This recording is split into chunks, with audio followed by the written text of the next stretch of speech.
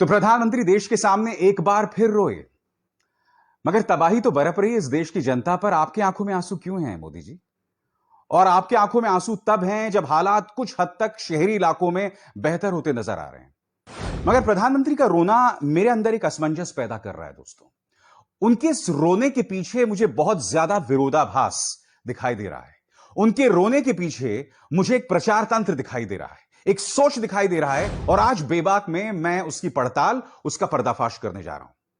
सबसे पहले एक बार फिर मैं चाहूंगा कि आप देखें कि प्रधानमंत्री देश के सामने किस तरह से भावुक हुए। मगर जब वो भावुक हुए तो मेरे जहन में कई सवाल थे।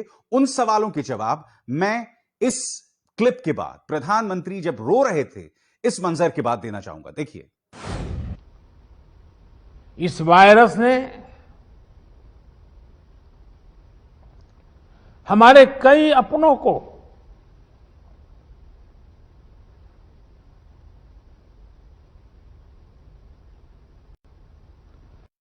हमसे छीना है।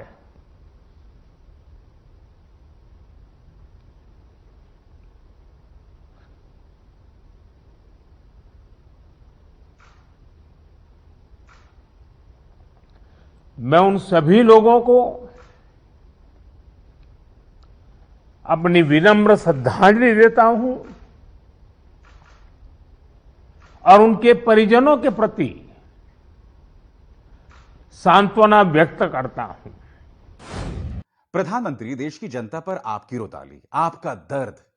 मगर मैं समझना चाहता हूं कि जब कोरोना के केसेस लगातार बढ़ रहे थे तब आप पश्चिम बंगाल में इस तरह से एक महिला मुख्यमंत्री पर तंज कस रहे थे, हंस रहे थे, मजा कर रहे थे।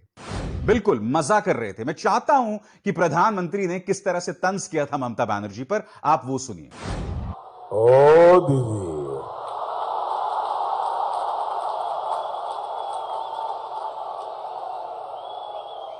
दीदी, ओ दीदी, कितना विश्वास किया था बंगाल के लोगों ने आप पर। आपने बंगाल के लोगों का विश्वास तोड़ दिया। आपने बंगाल के भावुक लोग हैं, इमोशनल लोग हैं, आपने बंगाल के लोगों का दिल तोड़ दिया। दीदी, आपने बंगाल के लोगों का दिल तोड़ दिया। सुना आपने?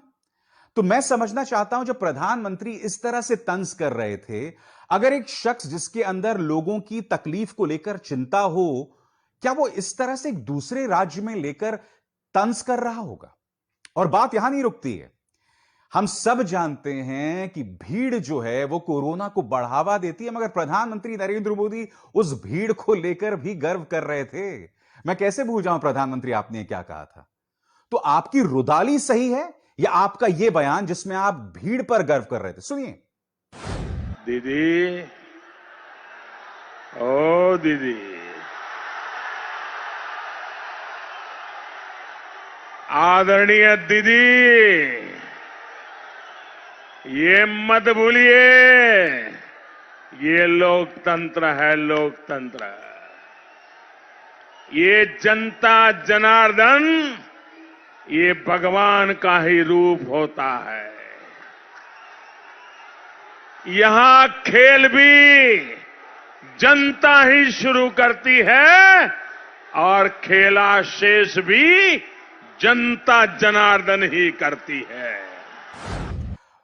तो मुझे प्रधानमंत्री का रोना सिर्फ इसलिए हजम नहीं हो रहा है दोस्तों, क्योंकि कहीं ना कहीं प्रधानमंत्री की कथनी और करनी में फर्क है। कार्यक्रम की शुरुआत में मैंने आपसे बोला कि इसके पीछे पूरा एक प्रचार तंत्र है और मैं आपको बताता हूं कैसे। सबसे पहले मैं आपको यह बतलाना चाहूंगा कि कांग्रेस के कई नेताओं ने इस बार कोरोना में लोगों की मदद करने की कोशिश की। कुछ चेहरों पर आप गौर कीजिए। श्रीनिवासन, ये कांग्रेस के नेता हैं। देश भर में इन्होंने लोगों तक ऑक्सीजन, दवाइयां, मदद पहुंचाई। आपको याद होगा दिल्ली पुलिस ने इनसे पूछताछ भी की थी। उसी तरह से उत्तर भारत के अंदर दीपेंद्र हुड्डा, इन्होंने भी लगातार लोगों की मदद की थी। और ये लोग ये नहीं देख रहे थे कि वो व्यक्ति किस पार्टी का है जो मदद मांग रहा है। वो कांग्रेस को पसंद करता है या नहीं करता है। अब कहीं ना कहीं भारतीय जनता पार्टी कांग्रेस की इस मदद से, उनके प्रचार तंत्र की इस मदद से परेशान थी। तब ये लोग क्या करते हैं, ये लोग एक झूठ सामने लेकर आते हैं। वो झूठ क्या?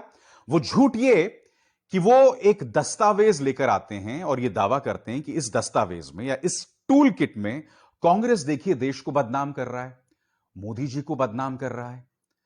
बाद में यह पता चलता है फैक्ट चेकिंग के जरिए कि यह सब का सब झूठा था। आपके स्क्रीन पर यह शायद दूसरी बार है कि संबित पात्रा के एक ट्वीट को ट्विटर ने मैनिपुलेटेड मीडिया यानी कि फर्जी झूठी जानकारी करार दिया है। ये देखिए स्क्रीन पर देखिए, ये नीचे देखिए दोस्तों, लिखा हुआ है मैनिपुलेटेड मीडिया। तो एक तरफ कांग्रेस को टारगेट करने के लिए यह कर रही थी बीजेपी। अब इसको जोड़िए आप प्रधानमंत्री नरेंद्र मोदी की रोदाली के साथ। प्रधानमंत्री आते हैं, देश के सामने रोते हैं और उनके रोने का असर अक्सर पहले होता रहा है। इसलिए जब भारतीय जनता पार्टी की आलोचना होती है तो एक इमोशनल कार्ड खेलती है बीजेपी, जिसमें प्रधानमंत्री रोते हुए दिखाई देते हैं, और फिर भारतीय जनता पार्टी जो है वो कांग्रेस को लगातार इस तरह से टारगेट कर रही होती है। यानी कि आप खुद तो लोगों की मदद नहीं कर सकते हैं, मगर आप जो लोग मदद कर रहे होते हैं उन्हें आप निशाने पर लेते हैं। और सबसे बड़ी बात दोस्तों, यह साबित हो चुकी है, यह प्रमाणित हो चुकी है कि बीजेपी के नेता संबित पात्रा जो जानकारी ट्विटर पर दे रहे थे वो झूठी है, फर्जी है, जैसे कि आप देख रहे हैं मैनिपुलेटेड मीडिया लिखा हुआ है। मगर फिर भारत सरकार ट्विटर को आड़े हाथों लेती है। देखिए खबर आपकी स्क्रीन पर, उन्होंने कहा है कि जिस जिस मीडिया पर आपने मैनिपुलेटेड मीडिया लिखा हो उसे हटाइए, क्योंकि इस मामले की जांच हो रही है। हकीकत यहां पर यह है दोस्तों कि यहां पर भारतीय जनता पार्टी का झूठ पकड़ा गया है, फिर भी सरकार उस झूठ को डिफेंड कर रही है। मैं यही तो समझना चाहता हूं कि भारतीय जनता पार्टी दरअसल इन पैंतरों का इस्तेमाल क्यों करती है। या तो आप इमोशनल कार्ड खेलते हैं, आप अपना काम नहीं करते हैं, या फिर आप इस तरह से झूठ का सहारा लेते हैं।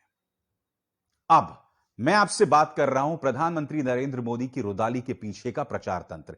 एक पहलू मैं आपको बता चुका हूं दोस्तों, किस तरह से कांग्रेस के काम को टारगेट किया जा रहा था। अब एक दूसरी चीज पे आते हैं। आपकी स्क्रीन पर यह है रामदेव। रामदेव का एक बहुत ही शॉकिंग बयान सामने उभर कर आया है। रामदेव इस बयान में कह रहे हैं कि लोगों की मौत जो है वो ऑक्सीजन की कमी की वजह से नहीं हो रही थी। लोगों की मौतें ज्यादातर एलोपैथी यानी दवाइयां लेने से हो रही थी, चाहे वो रेमडेसिविर हो, इवरमेक्टिन हो या प्लाज्मा थेरेपी हो। इन तमाम चीजों से लोगों की मौत हो रही थी।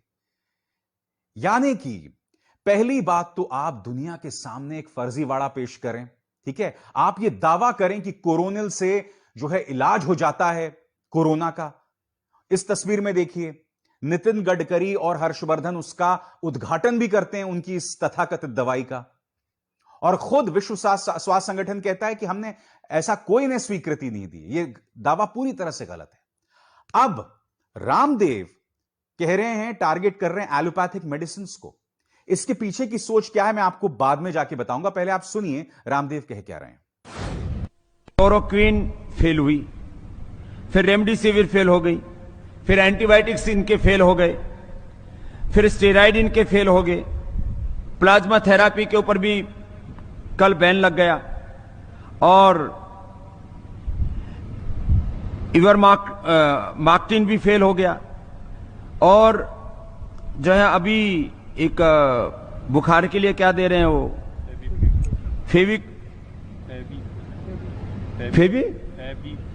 फेवी फ्लू, वो भी फेल है। जितने भी दवाएं दे रहे हैं, फिर लोग कह रहे हैं तमाशा हो क्या रहा है। लाखों लोगों की मौत एलोपैथी की दवा खाने से हुई है। जितने लोगों की मौत हॉस्पिटल न जाने के कारण से हुई है, ऑक्सीजन न मिलने के कारण से हुई है, उससे ज्यादा लोगों की मौत ऑक्सीजन के बावजूद हुई है, दवा एलोपैथी की दवा मिलने के बावजूद हुई है, स्टीरॉइड की वजह से हुई है। इसलिए अभी लाखों लोगों की मौत का कारण एलोपैथी है। अब आप सोचिए रामदेव ने ऐसा क्यों कहा। रामदेव क्या कह रहे हैं कि लोगों की इतनी मौतें ऑक्सीजन की कमी की वजह से नहीं हुई जितनी मौतें एलोपैथी के मेडिसिन की वजह से। देखिए, जब ऑक्सीजन की कमी होती है तो आप किस पर दोष मढ़ते हैं? सरकारों पर? बताइए, सरकारों पर आप इसका दोष मढ़ते हैं ना। मोदी सरकार ने क्या किया था? मार्च 2020 में इन्होंने कोरोना को एक आपदा घोषित कर दिया था, मगर फिर मार्च के बाद इन्होंने 8 महीने लगाए, मेरे ख्याल से अक्टूबर में जाकर इन्होंने ऑक्सीजन को लेकर टेंडर जारी किए। 8 महीने लगा दिए दोस्तों इन्होंने। और उसके बाद भी फिर और 6 महीने बाद इन्होंने 162 ऑक्सीजन प्लांट्स के लिए टेंडर जारी किए और 6 महीने बाद 162 में से सिर्फ 32 ऑक्सीजन के प्लांट्स बने। यानी कि ऑक्सीजन को लेकर सरकार की गलती, सरकार की भूल, सरकार की उदासीनता साफ तौर पर दिखाई दे रही है। अब आप समझे कि रामदेव क्यों कह रहे हैं कि इतने लोगों की मौत ऑक्सीजन की कमी से नहीं हुई जितने लोगों की मौत एलोपैथी की मेडिसिन से हुई। क्योंकि वो कहीं ना कहीं ऑक्सीजन की कमी का दोष भारतीय जनता पार्टी या मोदी सरकार के ऊपर से हटाना चाहते हैं। रामदेव जानते हैं कि उनकी एक लंबी चौड़ी फौज है, एक लंबे चौड़े उनका समर्थक वर्ग है जो उनको फॉलो करता है। सब लोग सुनकर इस बात को स्वीकार करने लगेंगे, हां, दोष तो मोदी जी का है ही नहीं। ऑक्सीजन की वजह से थोड़ा ना की कमी की वजह से थोड़ा ना मौत हो रही है, ये तो इन दवाइयों की वजह से मौत हो रही है। और इसका कोई वैज्ञानिक प्रमाण नहीं है दोस्तों, नंबर 1। नंबर 2, हकीकत यह भी है कि इस वक्त कोरोना का कोई इलाज नहीं है।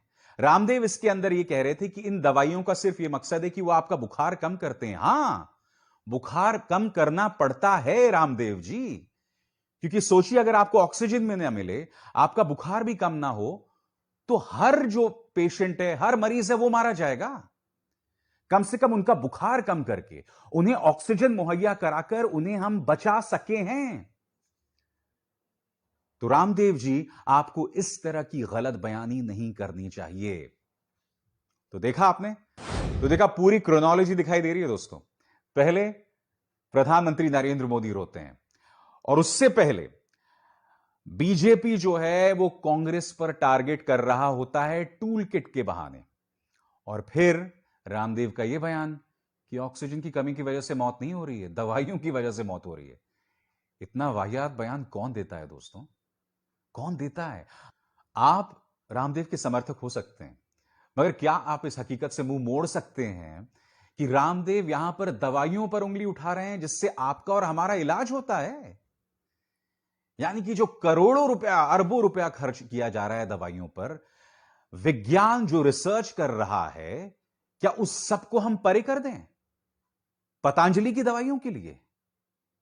अब आप समझ रहे हैं कि किस तरह से एक योग गुरु जो है वो कहीं ना कहीं एक बिजनेस गुरु बन गए हैं,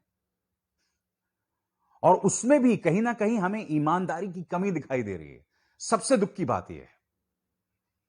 और जहां तक प्रधानमंत्री नरेंद्र मोदी की रोने की बात है दोस्तों, प्रधानमंत्री ने अक्सर अपने आंसुओं का इस्तेमाल उस वक्त किया है जब वो मुश्किल में होते हैं।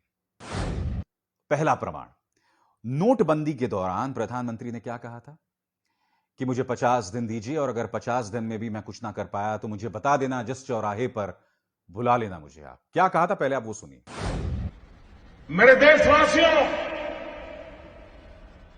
मैंने घर, परिवार,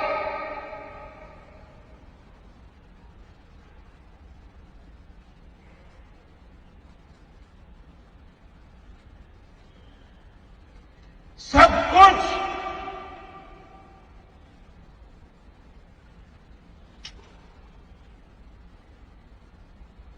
देश के लिए छोड़ा है।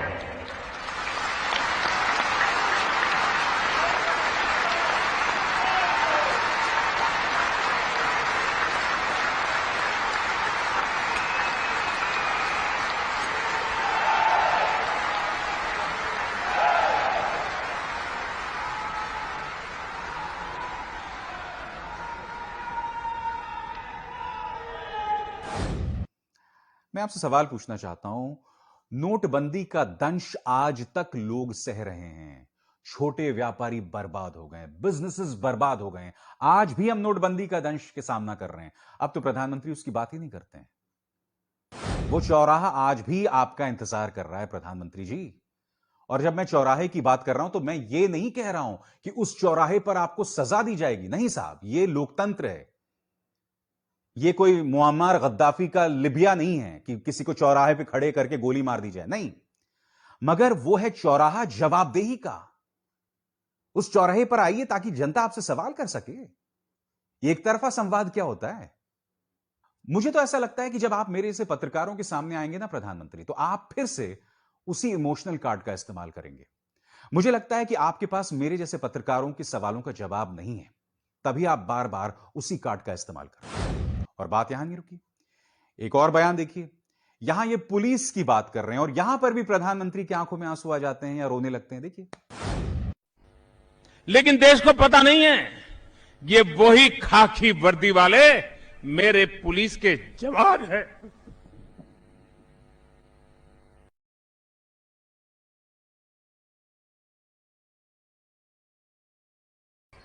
देश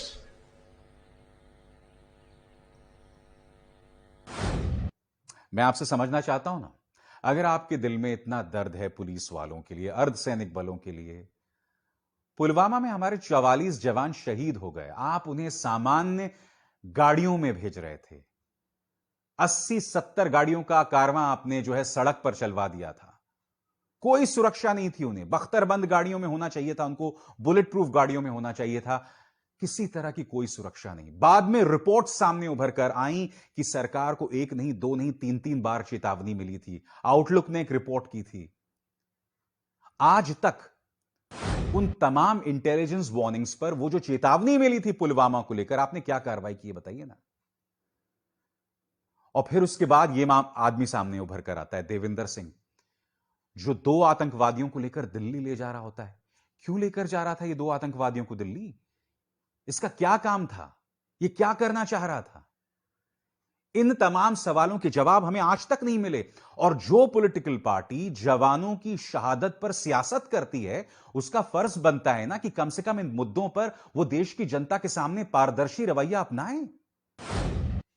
इन सवालों का जवाब मिला है? क्या आज तक हमारे जवानों को पर्याप्त सुरक्षा मिलती है जब वो एक संवेदनशील इलाके में जाते हैं? नहीं मिलती है।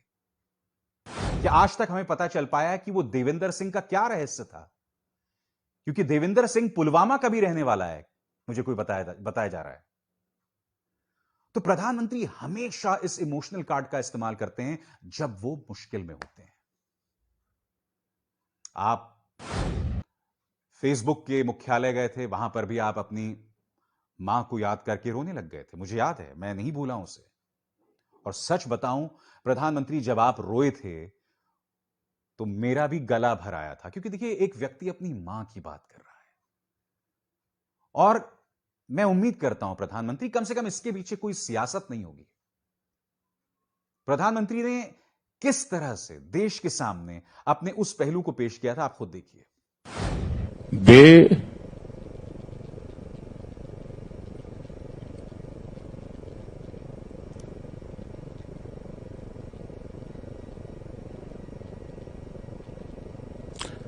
अड़ोस पड़ोस के घरों में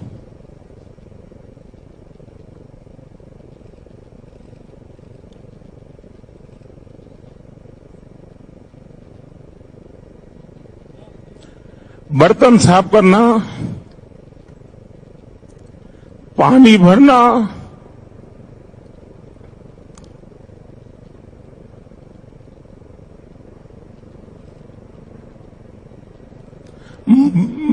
मजदूरी कर रहा।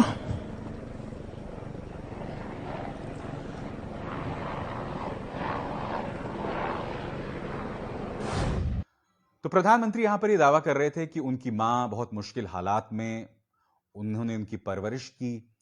ये तमाम चीजें सामने उभर कर आईं। मगर प्रधानमंत्री, जब आप अपनी मां के बारे में इतने इमोशनल हैं, तो बहुत जरूरी हो जाता है कि आज की तारीख में आप उन तमाम माओं के आंसू पोंछें जिनके बच्चे कोरोना की बलि चढ़ गए। आप जानते हैं परसों मेरे साथ क्या हुआ? मेरा 27 साल का भाई, मेरी मौसी का लड़का, कोरोना से संघर्ष करने के बाद यह लड़ाई हार गया। मौसी की बहुत बुरी हालत है दोस्तों, बहुत बुरी हालत है मौसी की। और क्यों ना हो, उनकी आंख का दुलारा उनसे छिन गया। बहुत कोशिश की थी हमने उसे बचाने की। बिलासपुर में उसका इलाज हो रहा था, किसी तरह से रायपुर में उसे शिफ्ट किया, जद्दोजहद चलती रही। पिछले 10 दिनों तक वो कोमा में थे। ऐसी ढेरों दास्तानें हैं, ढेरों दास्तानें हैं। कई माएं हैं जिनकी आंखों के आंसू नहीं सूख रहे हैं। उनको कौन पोछेगा बताइए? आप तो रो रहे हैं, मगर उनके आंखों के आंसू को पूछिए। आप खुद मत रोइए। इस बात का प्रमाण दीजिए कि आप तीसरी लहर के लिए तैयार हैं। तैयार हैं आप। यह बताया जा रहा है कि यह लहर जुलाई में खत्म हो जाएगी और 6 महीने बाद एक और लहर आएगी, और यह लहर हमारे बच्चों को टारगेट कर सकती है। आपकी क्या तैयारी है? और सबसे बड़ी बात, अभी तो कोरोना का जो असल भूचाल है, इसका जो इकोनॉमिक इंपैक्ट होगा, इसका जो आर्थिक असर होगा, आपको अंदाजा है दोस्तों आने वाले दिनों में कितनी ज्यादा नौकरियां जाने वाली हैं, कितनी बर्बादी होगी आर्थिक तौर पर। सरकार की क्या तैयारी है, मैं समझना चाहता हूं। आप कोई भी प्लान देख रहे हैं? कहीं कोई प्लान देख रहे हैं सरकार का? आज भी बाराबंकी के अंदर एक मस्जिद को टारगेट किया जाता है। आज भी एक मुसलमान को, एक खबर आई थी, उसे टारगेट किया गया, उसकी मौत हो गई। आज भी जो सियासत खेली जा रही है वही हिंदू मुस्लिम वाली, जिसमें मुसलमानों को टारगेट करना। क्यों? क्योंकि उत्तर प्रदेश के चुनाव है 8 महीने बाद। तो सच बताऊं तो मुझे बिल्कुल भी भरोसा नहीं है सरकार पर। मुझे बिल्कुल भी एतबार नहीं है सरकार पर कि ये लोग कोरोना की इस तीसरी लहर का सामना कर पाएंगे, या इनका कोई प्लान भी है। क्योंकि देखिए, इनके पास यही आलसी और जहरीली राजनीति इसका इलाज है। लोग परेशान हो, लोगों में गुस्सा हो, और लोगों के गुस्से को डाइवर्ट किया जाए, उसे एक दूसरी दिशा दी जाए। कैसे? हिंदू मुस्लिम करके, मुगलों का काल्पनिक डर पैदा करके। इनका यही फलसफा है, और यह देश का दुर्भाग्य है। क्योंकि मैं बार बार यह बात कह रहा हूं, और आज दूसरी या तीसरी बार कहूंगा, इस सरकार को, भारतीय जनता पार्टी को देश चलाना नहीं आता। ना इनके पास बुद्धिमत्ता है,